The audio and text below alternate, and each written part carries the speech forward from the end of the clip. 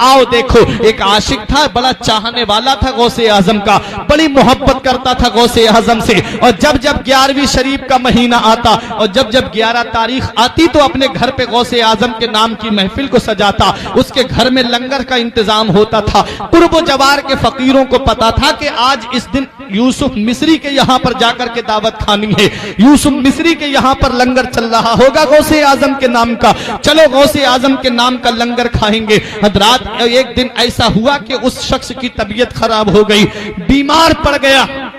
तमाम डॉक्टरों को घर वालों ने दिखा दिया, तमाम तबीबों को घर वालों ने दिखा दिया, लेकिन उसकी तबीयत में कोई सुधार पैदा नहीं हुआ। एक तबीब ने कहा अब इनको घर ले जाइए, अब इन्हें जो भी चीज मांगे इन्हें खिलाइए, अब ये ज्यादा दिन के मेहमान नहीं हैं। घर वाले उसको घर लेकर के आए, आंखों में आंसू थे औलाद की कि बाप का साया सर से उठने वाला है।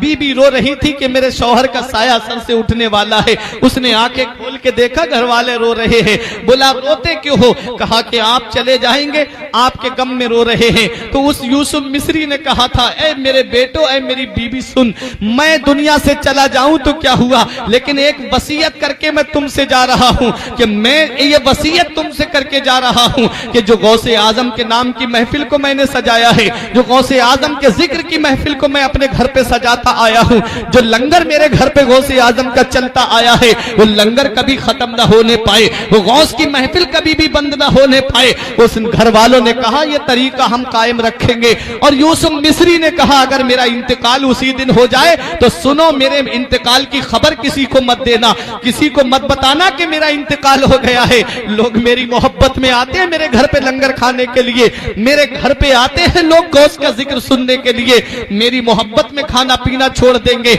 यूसुफ मिस्री कहता है मेरा इंतकाल हो जाए तो किसी को बताना नहीं, मेरे गौस का लंगर शान से खिलाना, मेरे गौस के नाम की महफिल को जिक्र, गौसे आजम के जिक्र की महफिल को शान से सजाना।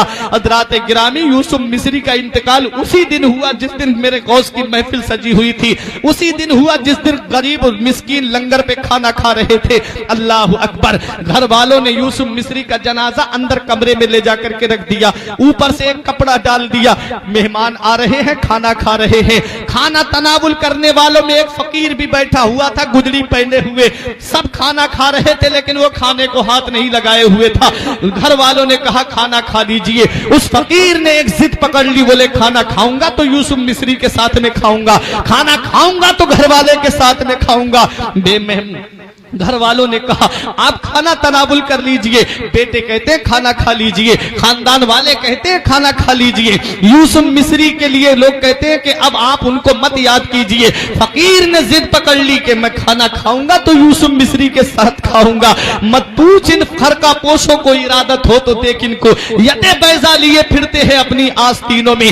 दीवाने की नजरों को जहां देख रहा है, दीवाना खुदा जाने कहां देख रहा है। दीवाने को तहकीर की नजरों से ना देखो, दीवाना बहुत सोच के दीवाना बना है। लोग समझ रहे थे कि ये दीवाना है जो खाना नहीं खा रहा है, लोग समझ रहे थे कि ये दीवाना है जो खाने को हाथ नहीं लगा रहा है।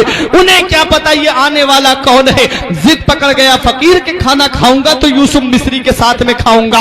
लोगों ने देखा कि और लोग भी इसकी वजह से डिस्टर्ब हो रहे हैं, इसलिए एक बेटा हाथ पकड़ करके घर के अंदर लेकर के गया और फकीर से कहता है आप जो है जिस यूसुफ मिस्री की मोहब्बत में यहाँ पर आए हैं वो अब इस दुनिया में नहीं रहे। बेटे ने आंखों से आंसू पोंछ के कहा कि अब हमारे बाप इस दुनिया में नहीं रहे। फकीर से कहा अब तो खाना खा लीजिए। फकीर ने कहा खाना खाऊंगा तो उसी के साथ में खाऊंगा, यूसुफ मिस्री के साथ में।